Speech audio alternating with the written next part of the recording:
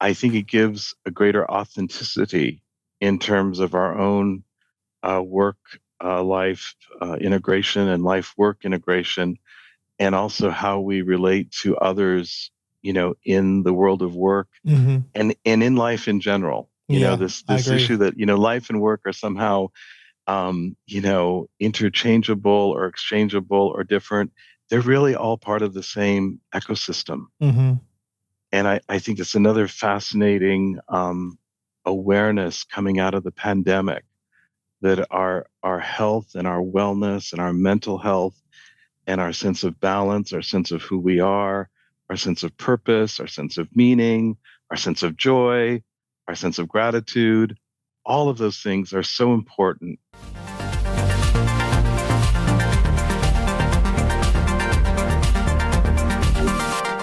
Hi everyone, welcome back to the HR Leaders Podcast. On today's episode, I'm joined by Peter Miscovich, who's a global future of work leader and the executive managing director who leads JLL's future of work consulting practice. He's also the co-author of the book, The Workplace You Need Now, the best-selling business and operational book that helps companies navigate the future of work. During the episode, Peter shares how organizations are enabling their ecosystems to support mental, social, and physical health, how to bring your regenerative workplace to life, the emerging technologies that are converging and enabling more human-centric workplaces, and how ChatGPT and AI will change HR and the future of work. As always, before we jump into the video, make sure you hit the subscribe button, turn on the notification bell, and follow on your favorite podcast platform. With that being said, let's jump in. Peter, welcome to the show. How are you, my friend? Very good. Great to be with you, Chris. Thank you for having me today. Always looking sharp. I like the jacket. Thank you. We try. Do you kind of have to? If you're predicting the future of work, do you kind of have to always be? I think, for what it's worth, presence and fashion and confidence and how we feel about the day and the work, and whether it's virtual, in person, in real life, extended reality. I think it all matters. So yes. I'm only winding you up. Like it's funny, when I used to work in the city, my friends would always be like, "Oh, do you not really like? You must hate wearing suits every day." And I'm like, "No, I love it. I love the feel of a tailored suit, putting it on in the morning. Kind of like my brain transforms into a different mode, if that makes any sense whatsoever. And I walk out the door, and I'm like, all right, it's game time." So I agree. I think, we're tactile beings. Yeah. And so fashion, environment, lighting, air quality, confidence, wellness, all sort of come together, I so agree. Yes. Definitely. Tell everyone a bit more about your role. It's because, before we get to your role, tell everyone a bit more about yourself personally, sort of your journey to where we are, and then about your role, because it's very unique, and I'd love to sort of delve into that first before we jump into the topic. Great. Well, I'm the global future work leader at JLL. JLL is a $18 billion real estate investment advisory services firm. And I began my early career in management consulting at Accenture, PricewaterhouseCoopers, and came to JLL 15 years ago. And Chris, I've helped to transform 1.5 billion square feet of commercial and corporate real estate. And I was an early pioneer in hybrid work with clients such as AT&T, Accenture, IBM, Citigroup, PwC. So I've been on the hybrid workplace journey for over 20 years, early luminary pioneer in the field. We also wrote a book in 2021, The Workplace You Need Now, which we co-authored with our CEO and head of research. And I counsel our Fortune 50 clients on navigating the future of work. And I also counsel our CEO and executive leadership team. And I counsel CHROs and executive leaders across organizations as how to navigate the new world of work, the new world of the workforce, and the new, evolving world of the workplace. I'm based in New York City. Pretty cool job title and role. Be honest with me. Do you have an element of "I told you so"? You've been doing it for I you've been try doing to it for avoid so that, long. Chris. I'm joking. I try to avoid that. Um, I will share with you, I predicted, hybrid work 20 years ago, Yeah. an early pioneer in this field. And the pandemic was an interesting accelerant. Yeah. And so we're still on the journey. So I mean, I love what I do. And one reason why I love what I do is that it's evolving and it's challenging Mm-hmm. and I'm continuously learning. So yes, with a little humility, a bit of I told you so. However, I think it's all still evolving. So Sure. we take a learning mindset each and every day, Chris. Yeah. Well, given that you've been doing this for so long, how have you seen the workplace ecosystem evolve? I'd love to hear your perspective and insight. You've kind of seen the entire journey before most people even saw it coming. Well, I'll go back. If we think about work over the last 70 to 100 years, work was designed around office and location. And then about 20, 25 years ago, with the advances of mobile technology, the laptop, certainly the advances in 2007 and 10 with the iPhone and iPad Yeah. and the cloud. And then in the early 2010 to 2020 timeframe, the advances of the experiential workplace with many of our large tech clients. The evolution, really began in the 1980s. And the pandemic was this amazing and horrific intervention, but it served as an accelerant, Chris, to promote hybrid work, new ways of working. It enabled technologies like the technology we're using today. Yeah. And so I've been pioneering with artificial intelligence, with extended reality, early versions of the metaverse, 15, 20 years ago. And it's fascinating again to see that all of this now is converging in a pretty accelerated manner.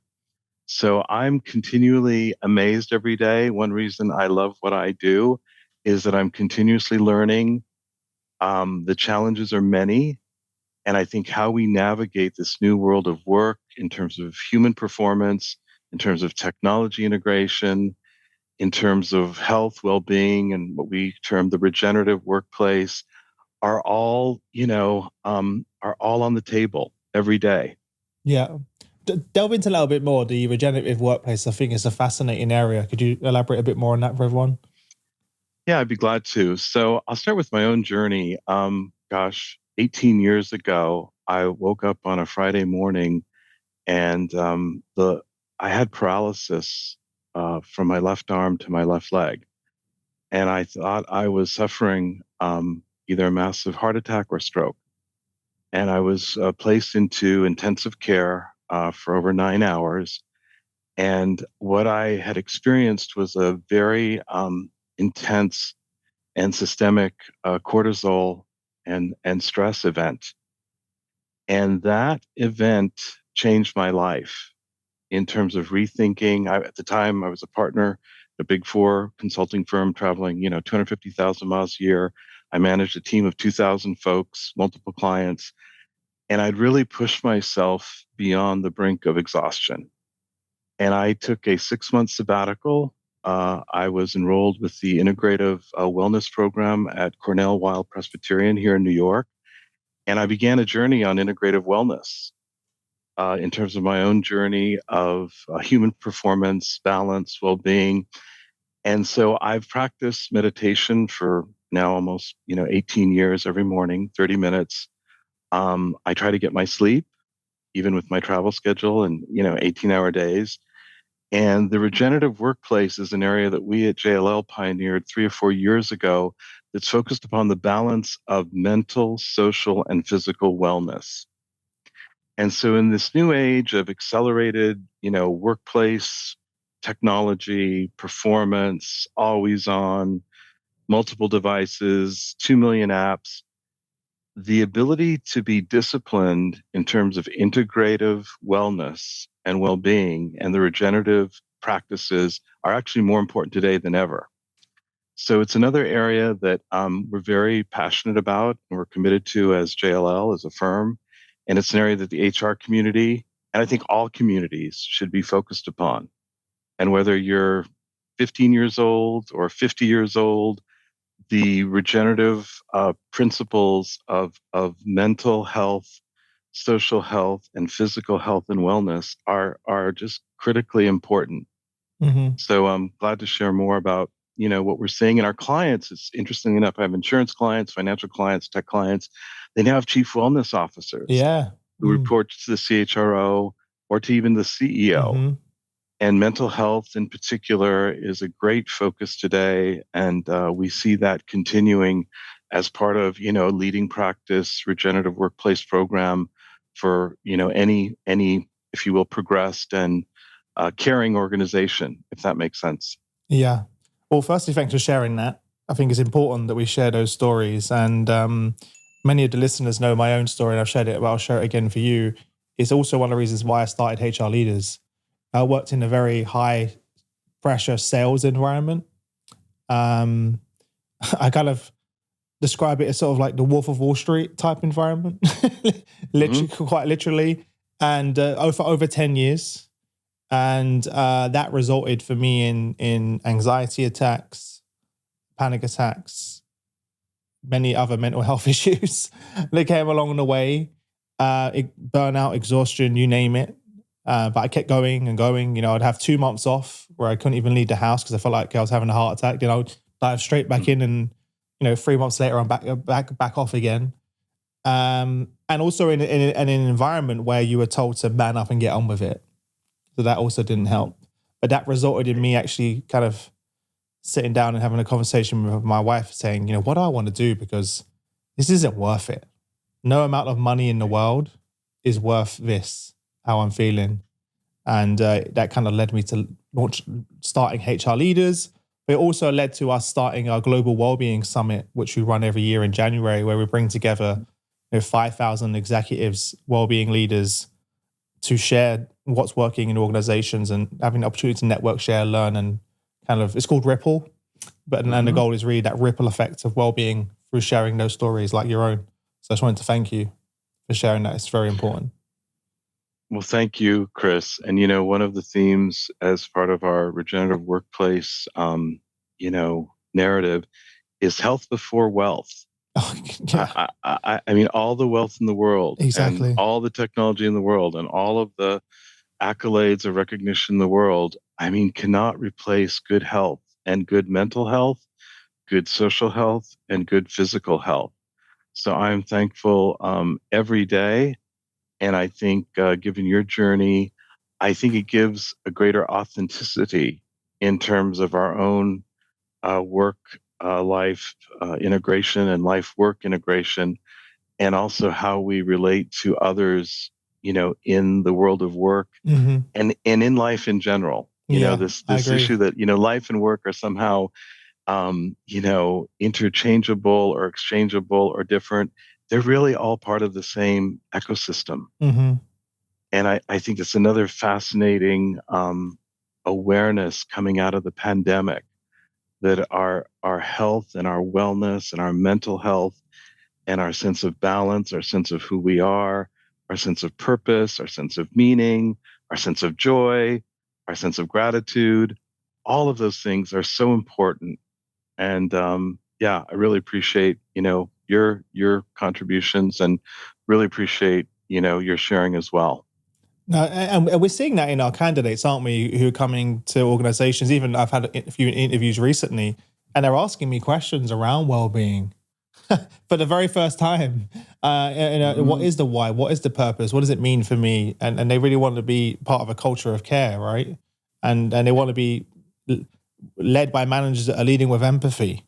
Yes. As well. And it's not something only a couple of years ago, you wouldn't even hear about those things as a skill of a leader, right? If you had a top 5, top 10 attributes and skills of a leader, maybe a couple of years ago, I guarantee you empathy wouldn't be in the list. Well, Chris, I'll share with you a personal story. So in the Wall Street Journal 2 weeks ago, there was an article titled "The Superpowers of Highly Sensitive People." And I was reading the article, and I took the survey, and it's a 20-question survey. And I rate very high in terms of being a highly sensitive person. And one of the characteristics is strong empathy.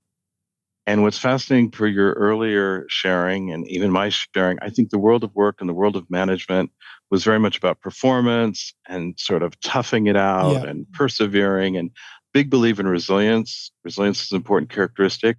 But this article in the Wall Street Journal highlights the superpowers of highly sensitive people because of the ability to have empathy, to rejuvenate, to understand others. And I have 9 godchildren. I don't have children, and my godchildren are actually Alpha and Gen Z primarily, and they are very empathetic and interested in this topic of how they relate to the world at large. And so I think the next generation of workforce and workers, and even if we have 5 or 6 generations of workers in the workforce, I think this narrative around empathy and engagement and purpose will continue. Mm-hmm. And I think generationally, I think the millennials started it. Gen Z is definitely on this path. And I think the value, meaning, purpose of their lives and their working lives is a very high priority, as it should be. Yeah. And so I think there's a very interesting shift that has occurred in the last 3 to 4 years that's continuing. Perhaps I was an early pioneer, you were an early pioneer. There are those of us, highly sensitive We people. learned the hard way, though. I hope people don't have to learn the way we did. Yeah. I mean, I think so, but adversity, adversity is good, but there's a limit. I think we went past the limit of where. I think you're right, and I think in terms of being in organizations that support empathetic learning and adverse conditions, where you're given enough nurturing and caring to bounce back through the adversity, and that's sort of this ability of having resilience. And I've had a lot of adversity. I was nearly killed in 2 plane crashes, as an example. I've seen a lot of death, destruction. I will say, all the recessions, all of the great, financial crisis, having navigated those, I think those adverse experiences has given me a sense of appreciation and a sense of resilience. And I think organizations that provide that supportive, connective, nurturing tissue, if that's the right word, those will be the successful organizations moving forward. And that includes hybrid work, that includes flexibility, that includes nurturing, that includes regenerative workplace, that includes, having a strong sense of purpose, that includes the ASG, it includes, mitigating the risk of climate change. So all of the, DE&I, put it all together. I mean, I think it's a really interesting, multidimensional approach that organizations now must consider if they're going to engage and have a highly performing, workforce and be talent magnetic in attracting this next generation of talent. Yeah. It's going to be interesting to see how we find the balance, right? And I used my example of my daughter at home. I was saying to my wife the other day, what got us where we were growing up poor, having a lot of adversity, not even having food, on the plate or electricity in the house. Those are really bad things, but it's what built the resilience in us, which I believe is why we are where we are today. Then I look at my daughter who has everything. And I worry, I'm like, how do I find that balance between her being able to face adversity, which builds that resilience, that strength of character, but at the same time, making sure we're empathetic and we're there to help nurture. Kind of that's the balance that I'm thinking is going to be. I don't know how to achieve that, if I'm being honest.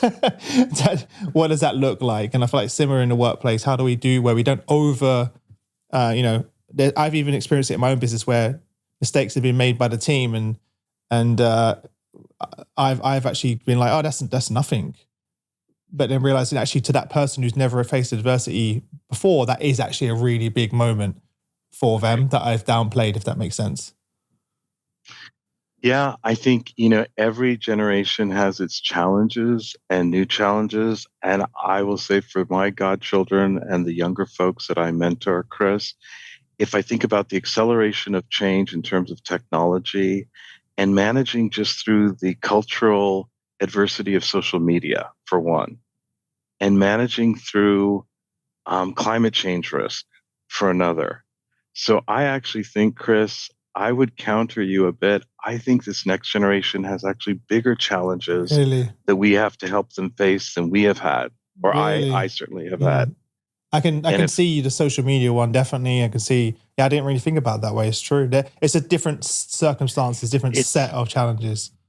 Mm. exactly, exactly. And I do think, the hopefully wiser and mature generational folks like ourselves, we've got to provide guidance. Hmm. And this is another reason, I'm a very strong believer in being engaged um, throughout our lives. I don't, for instance, believe in retirement.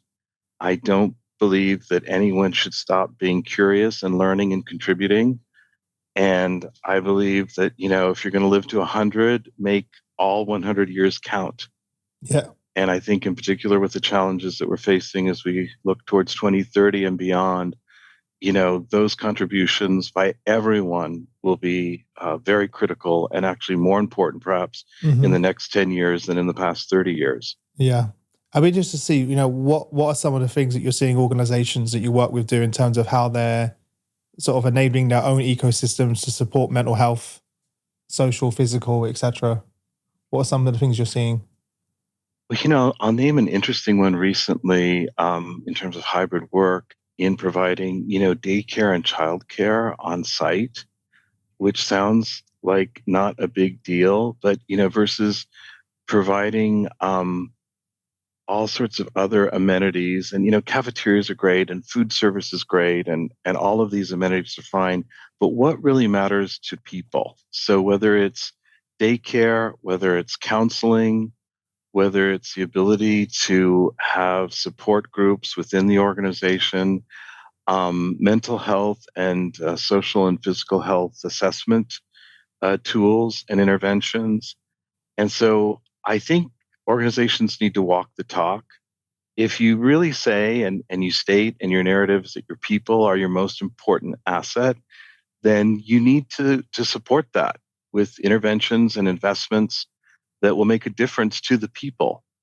And so, employee sensing, understanding where people are, understanding the challenges that they may be having, allowing for sabbaticals, allowing for flexibility, allowing for mental health, social health, physical health, interventions, and simple things like, childcare support or elder care support or people with disabilities, giving them additional support that they may not have had in the historical workplace. Yeah. So all these things are not necessarily new, but it's interesting to see those organizations that step up and that provide the investments and the tools and the programmatic approach to make a difference in people's lives. Yeah. It's interesting you say that because out of everything you could have said, you chose those examples. And I want to touch on that because they're very close to where I am right now. For example, the biggest challenge that my wife and Natasha and I face is childcare. Was we both have full-time jobs, so my wife has to drive 1 hour every morning to drop my daughter to nursery, then drive to either the office or to work. That's already 2 hours of her day, and then she does that again in the evening. Yeah. And the stress of doing that. And then on Thursday and Friday, Robin stays home with us. So now my wife's having to manage her full-time job with her a 4-year-old running around causing chaos. Right. Right. So if someone was to sit down and ask me and Natasha, what would be the most meaningful thing, or that we could how can we help you? That would be the number one. To your point around if her office had somewhere on site she could do that, that would be an absolute game changer for us, and the stress, and she can just focus really and be give her full energy to work. And then on the flip side of that, my co-founder Shane is unfortunately his granddad passed away recently, but for the past couple of years, he's been one of the primary carers and there was no support there. And that has been hugely stressful and emotionally draining and everything you can even imagine, of him both trying to run this business with me and be a great friend, a great boyfriend, and looking after his granddad and providing care. So those are just really two examples that I personally relate to so much, and I'm sure so many people listening and around the world can relate to. I couldn't agree more, Chris. And I know I had my own father who had failing health for 2 years, and I actually moved from New York to the West Coast and worked flexibly to spend time with my dad before he passed. So I think, childcare support, lives today are like orchestrated ballets, and the ballet orchestration is synchronized with such specificity that allowing your wife to have an additional 30 minutes each day makes a huge difference to your life and your daughter's life and to your family life and to your wife, as an example. And so those organizations that can really sense, in particular, where Gen Z millennial folks are today, and these pressures of childcare, elder care, mental wellness. I mean, the ability to listen and to listen deeply to our people, and then to respond with interventions that are going to be the most impactful, that to me is leading practice. And that's why it's not formulaic. And for some organizations, it may be daycare, elder care, and mental health and wellness. For other organizations, it might be, walking meetings and meditation rooms and yoga and deep breathing. I mean, I think the menuization of HR services and provisioning in terms of workplace and workforce provisioning, it's an ecosystem, and it's a wide-ranging menu, and it shouldn't be so formulaic as it has been historically. And this is sort of the new opportunity for leadership, management, HR to step up in the world of people experience, people enablement, people care, people nurturing, and to really help individuals and families sort of orchestrate their lives with a ballet that is functioning and highly functioning if possible. Yeah. So those are some things that we're seeing. And again, it depends upon the organization. Not every organization is able to do things, but it's interesting systemically to look at either technology resources or outsourced resources, or, I have one client that has a 4-day work week. And so the 4 days are really considered 2 days in the office, 2 days at home. You have a single personal day to be with your family. That's been a highly successful program for that organization. And so I think the experimentation that we saw at the beginning of the pandemic will continue. And I think given, in the US, unemployment is 3.6% now. I think the next generation of talent, people like yourselves, my Gen Z godchildren, will demand these interventions and these leading practices.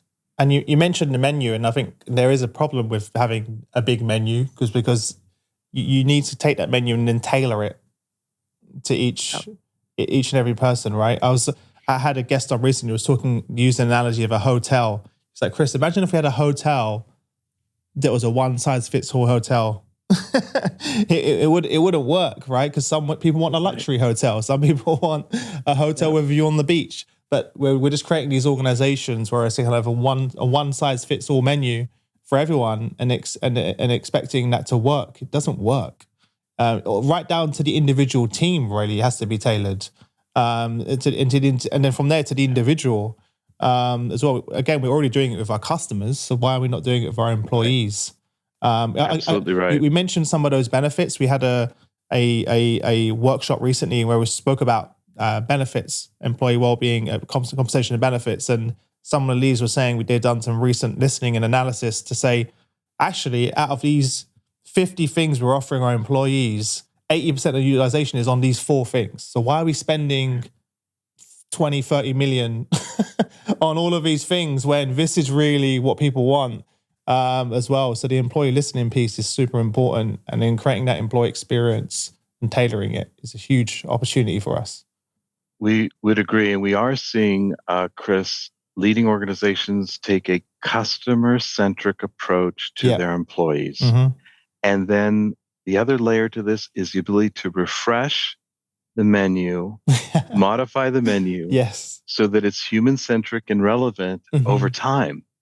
Because it And so changes. this is, Yeah. pardon me? Because it Yeah, changes, right? People's circumstances change. it will change. And so this is, a new challenge, but I think here again, with the technology tools we have, with the ability to sense and engage with our workforce, all of this is very doable and presentable.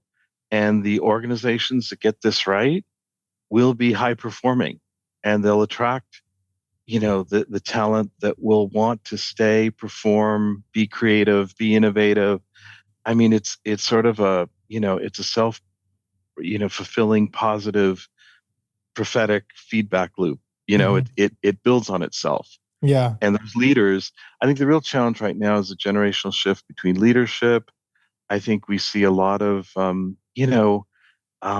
chasms between what leadership and management may think people need and want or willing to invest, and what the workforce really wants. Yeah. And I think that harmonization will continue, but it's been challenging. And the pandemic was a big wake up call to this chasm between management leadership expectations and Mm-hmm. employee expectations. Definitely.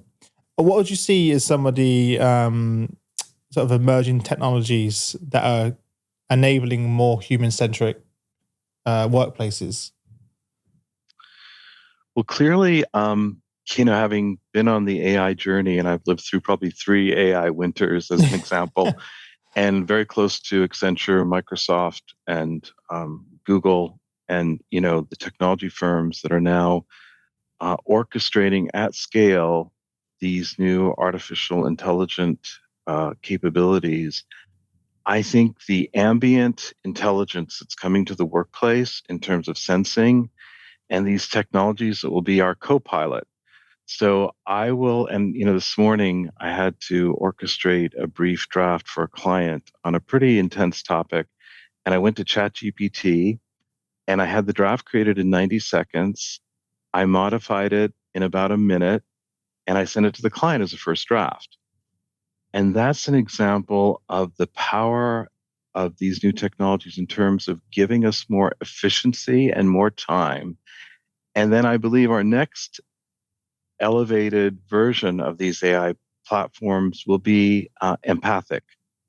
And my AI co-pilot will understand me and where I am at this moment, will provide me feedback and guidance, and will be my coworker and partner in work each day. And that sort of ambient, highly intelligent, highly nurturing, highly caring and supportive co-pilot partnership is coming probably by the end of this year. Really? And so, yes. Wow. That And soon? that, yes. And then, we also see extended reality, virtual reality, the ability that we'll be able to teleport and transport ourselves into very interesting and intimate conversations and innovation capabilities, again, coming in the next 2 to 3 years. Extended reality, the metaverse, we're going into a metaverse winter now. We'll probably come out of it in 2025, 26. Is And that so the because of convergence, the recent impact in the tech industry? Is that why? yes, and that there's more investments required. There's 10 layers of investment required for metaverse articulation and proficiency. And so extended reality, Apple will be coming out with Apple Reality Pro, Mm-hmm. most likely later this year. I mean, I remember when the iPhone 1 came out, Chris, and, I had versions of that 7 years prior with various technology firms, and it was this breakthrough technology in 2007, and the iPad in 2010. We're going to see similar breakthroughs with highly intimate and powerful workplace and workforce enablement technologies in the next 2 to 3 years. And it's going to completely change how we work. including this interface that we're on today. Yeah. I mean, we'll look back at this 5 years We're like, from oh, now that's so and outdated.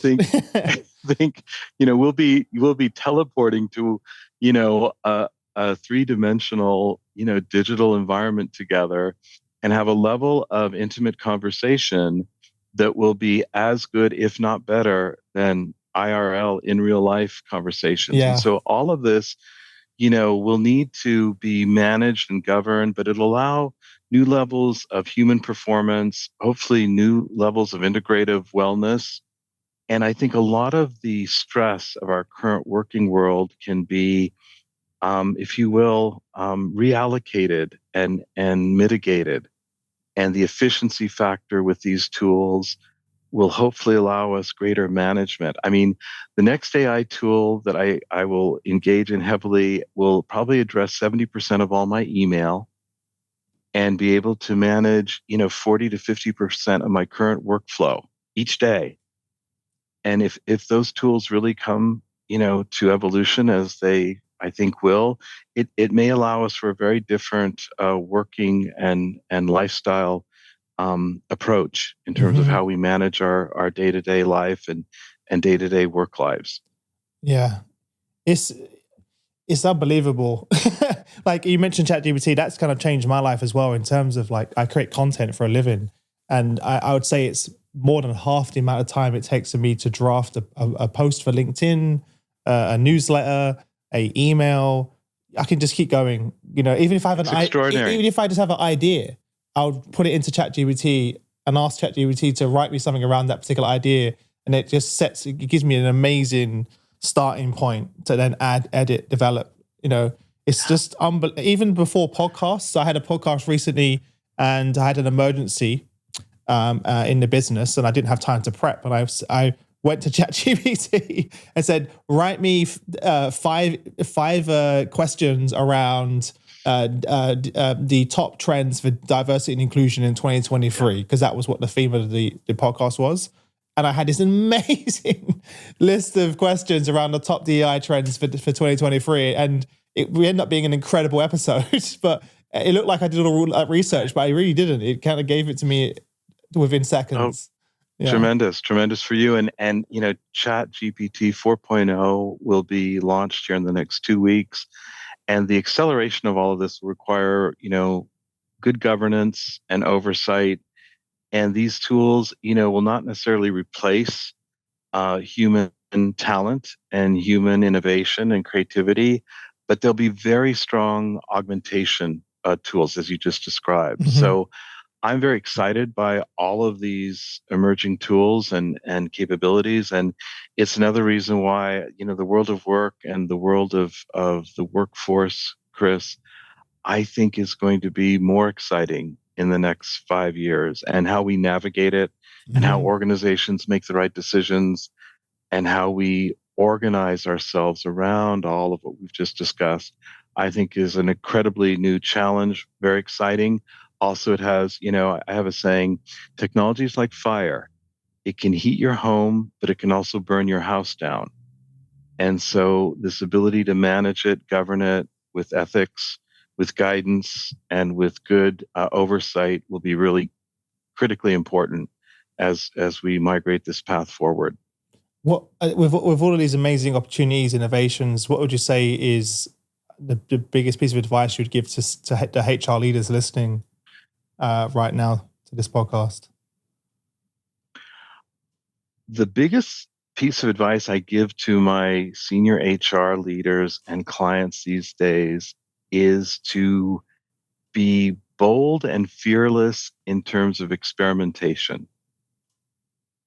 And I think, and I am a natural pioneer in experimentation, and I've had some incredible failures, Chris. I've had a few great successes, but I think the willingness to be open, the willingness to be curious, the willingness to experiment and to at least explore, whether it's, our conversation just now around ChatGPT or, the future of extended reality or the future of a 4-day work week or a menuized ecosystem of employee services and offerings.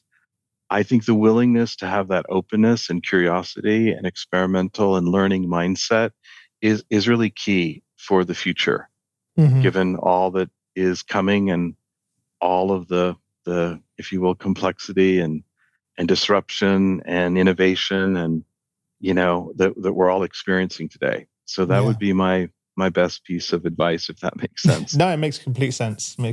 How do you think the ChatGPT will impact HR as a function? Well, potentially it will elevate HR to become much more strategic. And if we think about artificial intelligence as our co-pilot partner, all of the tactical and process-oriented workflow can migrate towards the machine. And so it should be able to elevate HR leaders to truly focus on those areas of human performance, on strategic people, engagement, management, talent that are highest and best value for the organization. So that would be my hope. And I think that's coming. And this opportunity really focusing upon the employee experience and people experience as the key priority, and how to ensure that people experience value proposal, that employee value proposition is being fully met at the highest levels and then refreshed continuously to keep people engaged, to keep them balanced, to keep them, performing at the levels that are beneficial to the organization and to the individual. So the win for me, Chris, is how do we win for the individual? How do we win for the organization? And how do we win for society? And I look at that win-win-win equation in almost every sense, whether it's climate change, whether it's artificial intelligence, whether it's DE&I. I mean, we've got to look at what's best for the society, what's best for the organization, what's best for the individual. Love that. And looking at every time you're in a particular situation, project strategy, etc., looking at it through those three lenses always is really interesting. And exactly right. Yeah. It'd be interesting, like you mentioned, about having sort of the AI buddy. If each of our employees had to have their very own AI buddy at work, that can help them on their journey, can serve up information that they need when they need it, can predict actually perhaps what they need in advance and serve up information there, and provide nudges to leaders to help them. You can keep going. And Chris, you've done 5 podcasts this week. Chris, you need to go to bed early tonight. Chris, you need to have a healthy meal. Chris, you need to spend time with your daughter. Yeah, exactly. I mean, I'm serious. Yeah, it's true. It's true. I mean, if it's done in a nurturing and holistic way, I mean, it could be really positive. I have an equivalent of that for my well-being, because talking about my anxiety earlier, the 3 things that really impact it is sleep, my diet, and exercise. If I get those 3 right, everything is great. And I actually have a whole system set up in my house. So for example, my weight, I weigh myself every morning. That's actually programmed wirelessly into my app.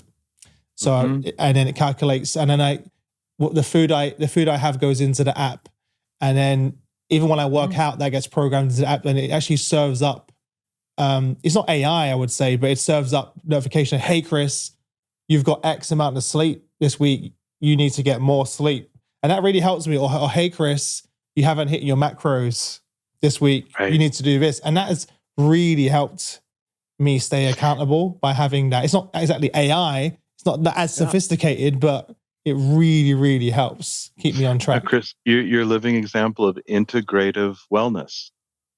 And it just becomes part of your life. Yeah. I mean, I hate to say it, if you compare it to like flossing our teeth or brushing our teeth, it's just the next elevation of good wellness practice that becomes integrative and part of your day-to-day. And it actually becomes enjoyable. It does, yeah. It's it's good for you. You feel better. Your engagement level is better. You're happier, right? Yeah. Listen, I knew we wasn't going to be able to keep to 30 minutes. I had so many more questions for you, but we've got to wrap up at some point. I know we'll have to do part 2. But But before I let you go, where can people connect with you if they want to reach out to you personally, learn more about the work you're doing personally, and also the business itself? Where's the best place for people to reach you? And then we'll say goodbye.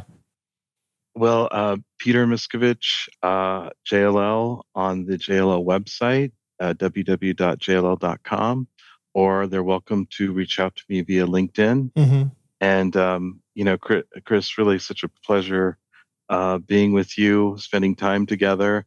And I feel I've met a kindred spirit in the life work integration journey. So great to be with you today. I'm still definitely not perfect by any means, but I think now I'm self-aware, which is kind of the first step.